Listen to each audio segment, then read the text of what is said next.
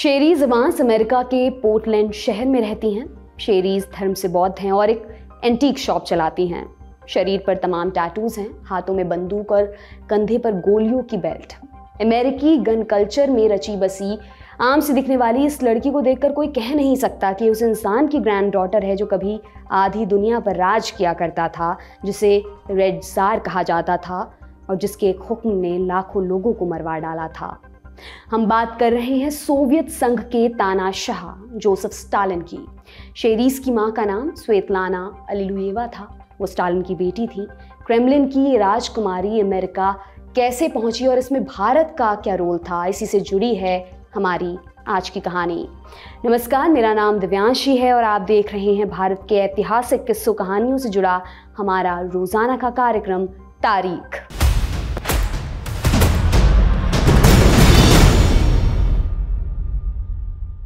Joseph Stalin ने अपनी जिंदगी में 2 शादियां की थीं। पहली से उन्हें एक बेटा हुआ था और दूसरी से एक बेटा और एक बेटी। बेटी का नाम था स्वेतलाना स्टालिन। जोसेफ स्टालिन के जिंदा रहते स्टालिन नाम स्वेतलाना के लिए स्वर्ग के दरवाजे खोल सकता था, लेकिन स्टालिन की मृत्यु के बाद यही नाम स्वेतलाना के लिए नर्क बन गया। 1954 में निकिता ख्रुश्चेव ने सत्ता संभाली और स्टालिन के सारे राज दुनिया के सामने उगल दिए। स्टालिन का क्रूर चेहरा लोगों के सामने आ गया। इसके बाद स्वेतलाना जहां भी जाती, लोग उनकी तरफ इशारा करके बोलते, देखो स्टालिन की बेटी जा रही है। नतीजा ये हुआ कि स्वेतलाना ने अपना नाम बदल लिया और वो अपनी माँ का लास्ट नेम यूज करने लगी। उनका नाम हो गया स्वेतलाना अलीलुएवा। एक रोज स्वेतलाना अपने घर की बालकनी में खड़ी थी, तभी उनके पास से कुछ लोग गुजरे। उन लोगों ने स्वेतलाना से अंग्रेजी में कुछ कहा। स्वेतलाना ने बगल में खड़ी अपनी दोस्त से पूछा, ये लोग कौन हैं? उनकी दोस्त ने जवाब दिया, ये लोग आयरन कर्टन के पार रहते हैं। आयरन कर्टन यानी 1990 से पहले यूरोप के बंटवारे की वो रेखा जो सोवियत संघ और नेटो देशों को अलग करती थी। ये सुनकर स्वेतलाना ने अपनी दोस्त से कहा, मैं भी एक ऐसी ही जगह रहना चाहती हूँ। स्वेतलाना के कहने का मतलब था कि वो आज़ादी से जीना चाहती थी, जहां उनके पिता का नाम उनका पीछा ना करे। स्वेतलाना ने अगले 2 दशक मॉस्को में रहकर गुजारे। उस दौरान उन पर लगातार क्रेमलिन की नजर रहती थी, इसलिए स्वेतलाना अपने बच्चों के साथ अधिकतर वक्त घर पर बिताती थी। इस दौरान उन्होंने 3 शादियां की थी और तीनों ही शादियों में उनका तलाक हो गया था। इस दौरान एक बार उनकी तबीयत खराब हुई तो उन्हें कुछ वक्त अस्पताल में रहकर गुजारना पड़ा, जहां उनकी मुलाकात एक ऐसे व्यक्ति से हुई जो उनकी जिंदगी बदलने वाला था। और यहीं से शुरू होती है इस कहानी में भारत की एंट्री। जिस व्यक्ति से स्वेतलाना के अस्पताल में मुलाकात हुई उसका नाम था ब्रजेश सिंह। ब्रजेश मॉस्को में विदेशी भाषा प्रेस में काम किया करते थे और उस वक्त कलेजे की एक बीमारी से जूझ रहे थे। धीरे धीरे ब्रजेश और स्वेतलाना के बीच नजदीकी में इजाफा हुआ और दोनों प्यार में डूब गए। ये खबर जल्द ही बाहर भी फैल गई। स्वेतलाना ब्रजेश से शादी करना चाहती थी, लेकिन एक विदेशी व्यक्ति से शादी करने के लिए उन्हें क्रेमलिन से परमिशन की जरूरत थी। स्वेतलाना ने सोवियत संघ के प्रधानमंत्री से मुलाकात की और ब्रजेश से शादी की परमिशन मांगी। प्रधानमंत्री ने यह कहते हुए इनकार कर दिया कि उन्हें एक बीमार विदेशी की बजाय हट्टे कट्टे रूसी से शादी करनी चाहिए। 31 अक्टूबर 1966 को ब्रजेश की बीमारी से मृत्यु हो गई। उनका अंतिम संस्कार भी सोवियत रूस में ही हुआ। स्वेतलाना ब्रजेश की अस्थियां लेकर भारत जाना चाहती थी, लेकिन उन्हें विदेश जाने की इजाजत नहीं थी। फिर भी स्वेतलाना ने 1 दिसंबर 1967 को रूस के तत्कालीन प्रीमियर लियोनिड ब्रेजनेव से मुलाकात कर भारत जाने की इजाजत मांगी। भारत और सोवियत संघ में अच्छे रिश्ते थे, इसलिए ब्रेजनेव ने स्वेतलाना को इजाजत दे दी। जनवरी 1967 में स्वेतलाना भारत आई। उन्होंने कई महीने प्रतापगढ़ जिले में ब्रजेश सिंह के गांव कलाकांकर में गुजारे। इसके बाद वो ब्रजेश के भतीजे दिनेश सिंह के दिल्ली वाले सरकारी आवास में रहने लगी। दिनेश सिंह विदेश राज्य मंत्री के पद पर काम कर रहे थे और प्रधानमंत्री इंदिरा गांधी के काफी नजदीक माने जाते थे।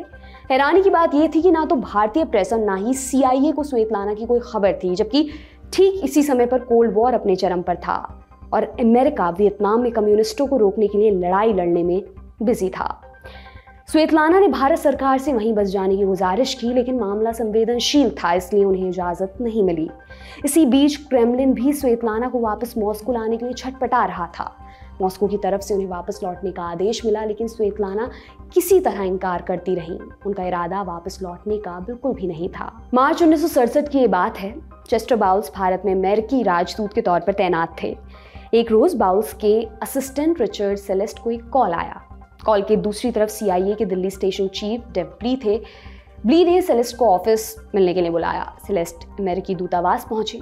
यहाँ ब्ली ने उन्हें बताया कि एक महिला दूतावास में आई और खुद को जोसेफ स्टालिन की बेटी बता रही है। ब्ली और सेलेस्ट पशुपेश में थे। हो सकता था कि ये सोवियत संघ की कोई चाल हो, और अगर वो सच में स्टालिन की बेटी थी तो इस बात के मायने इंटरनेशनल पॉलिटिक्स के लिए विस्फोटक हो सकते थे।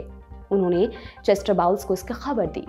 उनके पास 3 विकल्प उस समय थे। पहला, वे भारतीय सरकार को इसकी जानकारी देकर स्वेतलाना को अमेरिका भेज सकते थे, लेकिन इस काम में दिक्कतें आ सकती थी। भारतीय सरकार के पास मामला पहुंचने से मॉस्को दखल दे सकता था। दूसरा ऑप्शन ये था कि वो स्वेतलाना को वापस भेज दें, और एक तीसरा ऑप्शन भी था, ये पक्का करना कि स्वेतलाना स्टालिन की ही बेटी हैं। ऑप्शन 3 चुना गया और उसी रात स्वेतलाना को एक विशेष विमान से स्विट्जरलैंड ले जाया गया। स्विट्जरलैंड में स्वेतलाना को जॉर्ज कीनन से मिलवाया गया। कीनन एक न्यूट्रल फॉरेन अफेयर्स विशेषज्ञ थे। द्वितीय विश्व युद्ध के बाद कीनन ने अमेरिकी फॉरेन पॉलिसी को आकार देने में एक बड़ी भूमिका निभाई थी। कीनन ने कुछ वक्त मॉस्को में रहकर भी काम किया था, इसलिए वे स्वेतलाना की पहचान बताने के लिए एक उपयुक्त व्यक्ति थे। कीनन ने पक्का कर दिया कि स्वेतलाना असल में स्टालिन की बेटी हैं। इसी बीच मॉस्को के पास एक सीक्रेट टेलीग्राम पहुंचा, जिससे उन्हें पता चला कि स्वेतलाना CIA के कब्जे में है।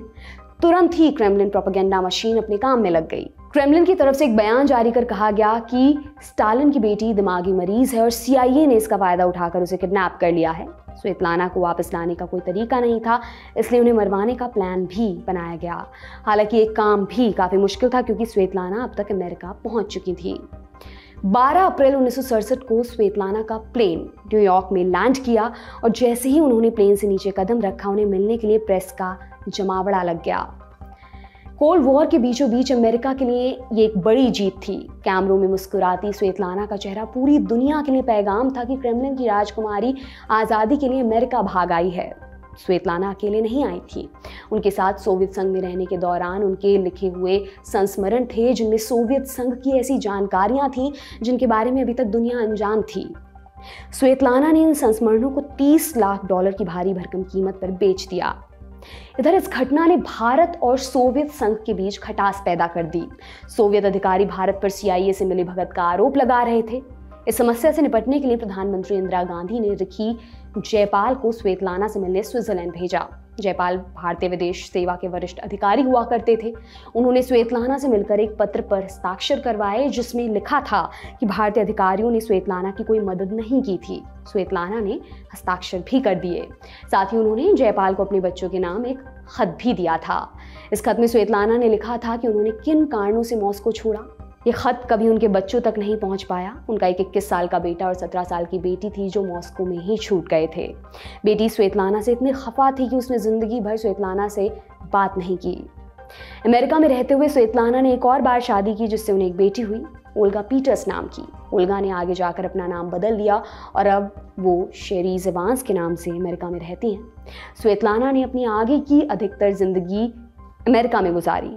1984 में वो मॉस्को लौटी और 1 साल वहाँ पर रहीं, लेकिन मॉस्को से जुड़ी पुरानी यादों ने उनका पीछा नहीं छोड़ा। मॉस्को में अपने अनुभव के बारे में वो लिखती हैं, मॉस्को की सड़कों पर चलते हुए मुझे लगा मेरे चारों तरफ सलीब लटके हुए हैं और मैं एक कब्रिस्तान में खड़ी हूँ।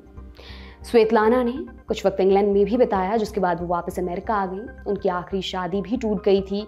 उन्होंने अपने आखिरी दिन गरीबी में बिताए। अमेरिका में रहने के दौरान अपने अनुभवों के बारे में वो लिखती हैं, मुझे लगा था अमेरिका एक आज़ाद दुनिया है जहां मानव रहते हैं, लेकिन यहाँ रहने के दौरान मैंने पाया कि सोवियत संघ और अमेरिका में बहुत अंतर नहीं है। यहाँ भी वैसे ही मूर्ख रहते हैं जैसे सोवियत संघ में। अमेरिका में रहते हुए भी उन्हें वो आज़ादी नहीं मिल पाई जिसकी उन्हें उम्मीद थी।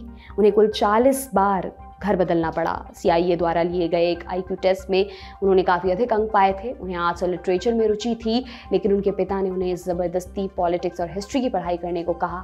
अमेरिका आकर उन्हें लगा था वो अपनी रुचि आगे बढ़ा पाएंगी, लेकिन यहाँ भी स्टालिन नाम ने उनका पीछा नहीं छोड़ा।